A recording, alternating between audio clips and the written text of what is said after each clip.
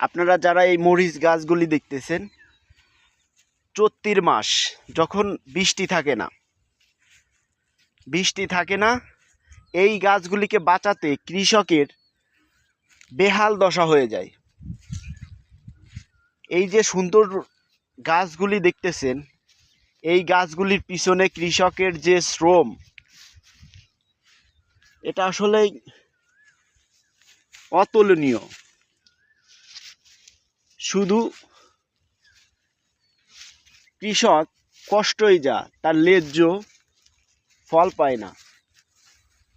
বাংলাদেশের